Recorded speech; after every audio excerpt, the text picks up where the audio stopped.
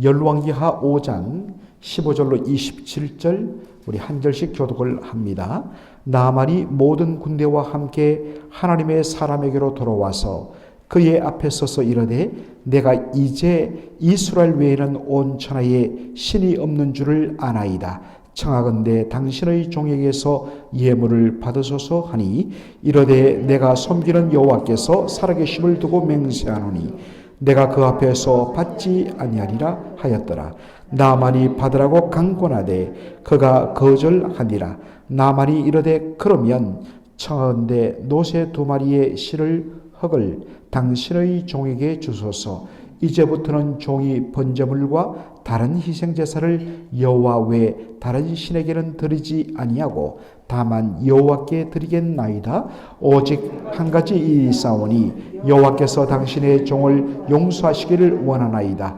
곧 내 주인께서 림몬의 신당에 들어가 거기에서 경배하며 그가 내 손을 의지하시며 내가 림몬의 신당에서 몸을 굽히오니 내가 림몬의 신당에서 몸을 굽힐 때에 여호와께서 이 일에 대하여 당신의 종을 용서하시기를 원하나이다 하니 엘리사가 이르되 너는 평안히 가라 하니라. 그가 엘리사를 떠나 조금 가니라. 하나님의 사람 엘리사의 사환 게하시가 스스로 이르되 내 주인이 이 아람 사람 나아만에게 면하여 주고 그가 가지고 온 것을 그의 손에서 받지 아니하였도다.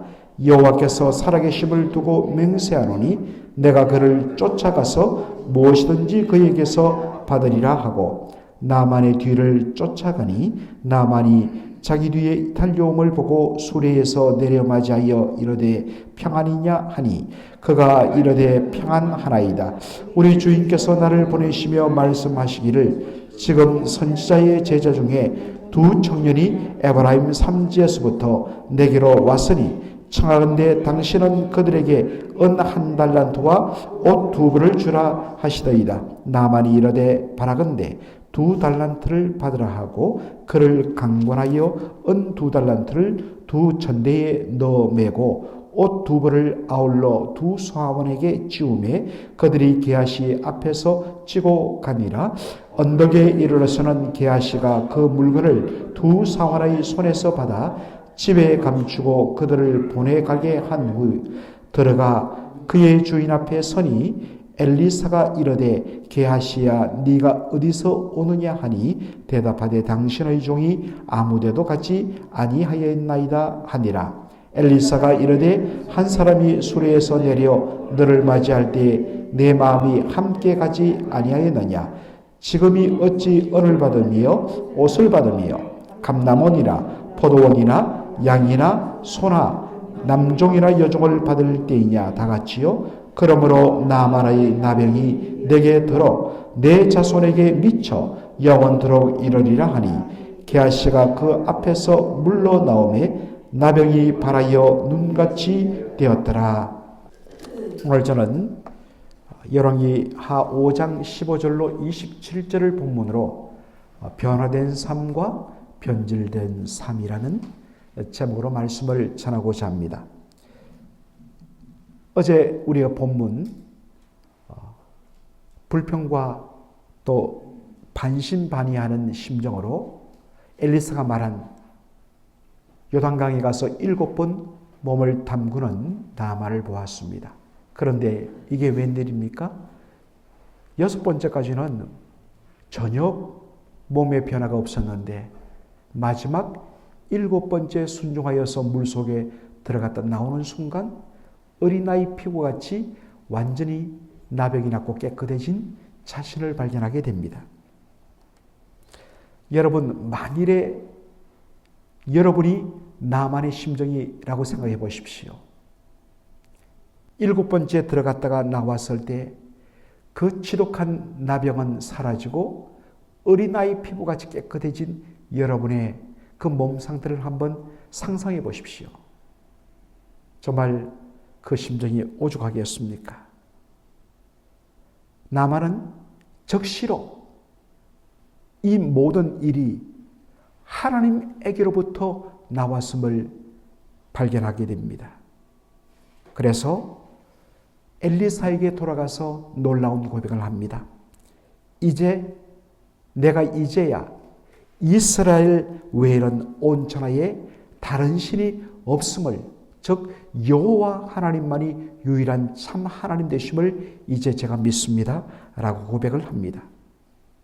그러면서 엘리사에게 너무나 감사하는 마음으로 예물을 바치려 합니다. 여러분, 이것이 놀라운 일인 것은 바로 신약 성경에서의 한 사건 때문인 것입니다. 누가복음 17장에 보면 예수님께서 한 마을에 들어가셨을 때에 10명의 나병 환자가 예수님이 그 마을에 오신 것을 보고 멀리 서서 예수님께 외쳤습니다. 예수여, 우리를 불쌍히 여기소서. 그랬더니 예수님 뭐라고 하십니까? 너희는 지금 즉시 가서 너희의 몸을 제사장에 보이라. 여러분, 이게 무슨 말일까요? 왜 자신들의 나병이 나은 것을 의사에게 보여서 의사가 진찰하고 최종적으로 낫다고 말해야 되는데 왜 제사장에게 보이라 했을까요? 이것은 제사장은 이 나병은 단순한 병이 아니라 부정하게 여겨지는 병이었기 때문입니다. 그러므로 그가 그 부정함에서부터 벗어나서 나병이 나은 것을 진찰하고서 그가 바로 정하게 되었다라고 선언하는 것은 제사장이 하게 되어 있는 것입니다. 그래서 레위기 14장의 그 규례를 따라서 그 제사장이 나병의 바로 회복의 여부를 그렇게 결정하게 되는 것입니다. 그러므로 제사장에게 몸을 보이라는 것은 언제 보입니까? 자기 몸이 나았을 때 최종적으로 확인받기 위해서 제사장에게 찾아가서 자신의 몸을 보이고 제사장은 눈으로 보고 그가 나병에서 벗어났다, 그런 정하게 되었다. 그러면 집으로 돌아오고 그리고 성전에 나가서 예배를 드릴 수 있게 된 것입니다. 그러므로 제사장에 가서 내 몸을 보이라 란 말은 이미 너희가 고침받았다라는 말씀의 선언인 것입니다. 그들이 예수님의 말씀을 그대로 믿었습니다. 믿고 가는 중에 몸의 변화가 이루는 것을 느낍니다. 서로 얼굴을 보니까 몸이 깨끗하게 나아버린 것입니다. 얼마나 기뻤을까요? 그런데 그 고침받은 10명의 나병 환자들 중에 몇 사람만이 주께로 돌아왔다고요? 한 사람만이.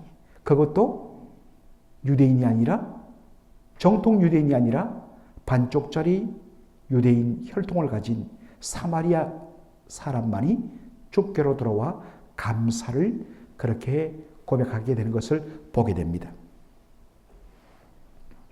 예수님 말씀하십니다. 고침받은 것은 10명인데 그 9은 어디 갔느냐? 그 9은 어디 갔느냐? 오직 이 이방인 외에는 하나님께 감사하며 영광을 돌리는 자가 없단 말이냐 하면서 네가 구원을 받았다라고 말씀하시는 것입니다. 수많은 사람들이 하나님께로부터 받은 은혜가 많은데, 그런데 모두 다 그 하나님의 은혜를 인정하며 기뻐하며 감사하는 것은 적다는 것입니다. 참 이런 일을 봐서 여러분, 당연한 것처럼 보이지만 이 나만이 돌아와 하나님께 영광을 돌리며 신앙 고백하는 것이 대단히 귀한 일이란 것입니다.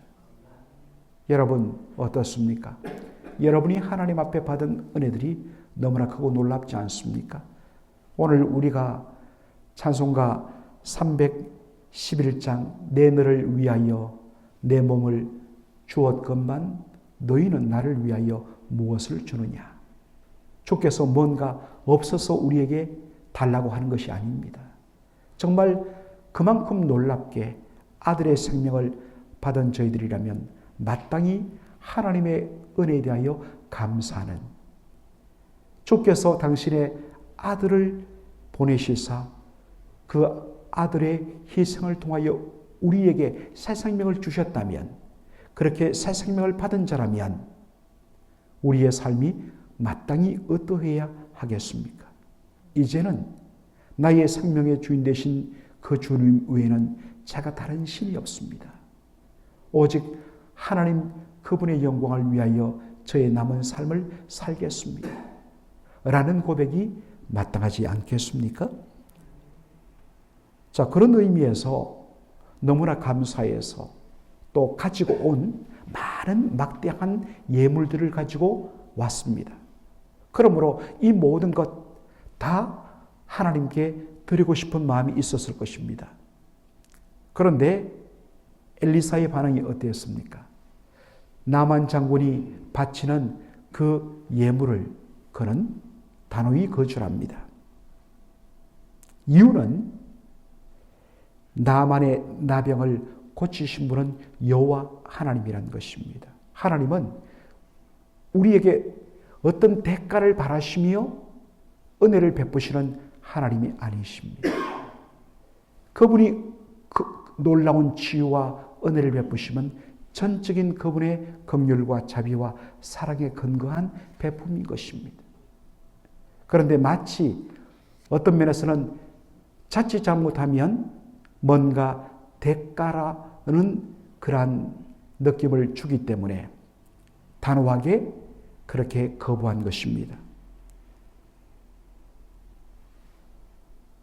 하나님께서는 이 사건을 통하여서 나만이 이제 이스라엘 외에는 다른 신이 없음을, 오직 여호와 하나님만을 섬기겠습니다 라는 이 고백을 하나님 최고의 선물로 받으시는 것입니다.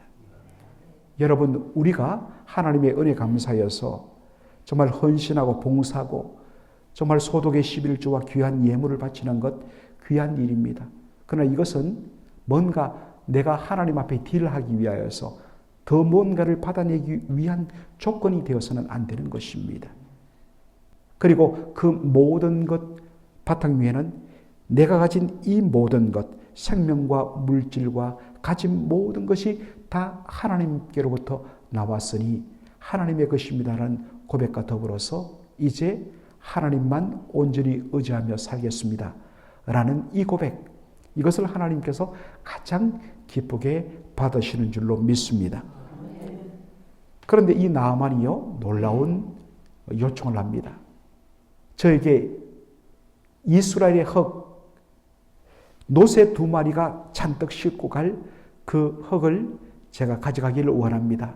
뭐해서 쓰려고 하냐면 그 흙을 가지고 가서 그것을 가지고 아마도 벽돌로 흙을 짓이겨서 벽돌로 단을 쌓아서 거기에다가 바로 여호와 하나님께 제사하며 예배하기 위하여 희생제물을 바치며 그 제사하며 예배하기 위하여서라고 이야기합니다. 왜냐하면 오직 이제 여호와 하나님 외에는 다른 신이 없음을 그가 고백하기 때문인 것입니다. 그런데 한 가지 양해를, 익스큐즈를 요청합니다. 그것이 뭘까요? 이 사람은 아람 나라의 군대 칩 커맨더, 총사령관입니다. 그런데 그 아람 나라의 왕이 아람 사람들이 섬기는 림몬 신의 신당에 들어가서 그렇게 절할 때에 하는 행동이 뭐냐면 총사령관인 자신의 손을 의지하여서 림몬 신에게 그렇게 절을 한다는 것입니다. 왕이 자신의 손을 의지해서 절을 하므로 왕이 엎드릴 때 자신도 어떻게 됩니까? 엎드려야 되죠. 그런데 이제 나만에게는 다른 신이 없습니다. 오직 여호와 하나님 외에는 다른 신이 없어요.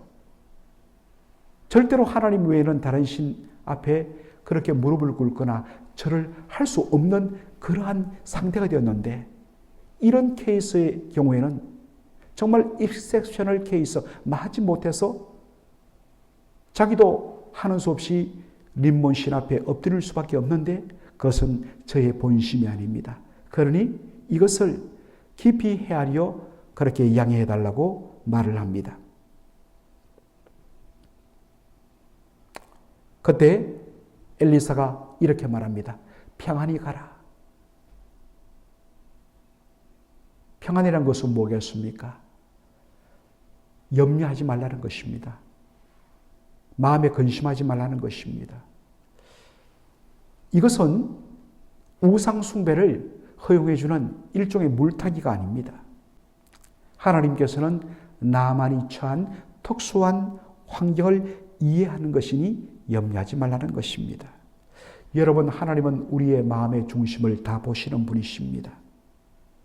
피치 못할 사정에 있지만은 오직 그 마음이 여호와 하나님 한 분만을 섬긴다면 그것을 하나님께서는 충분히 그렇게 받아주신다는 사실입니다.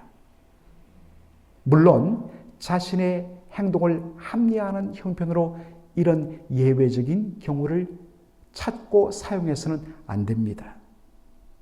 왜냐? 하나님께서는 그 마음의 중심을 이미 다 보고 계시기 때문인 것입니다.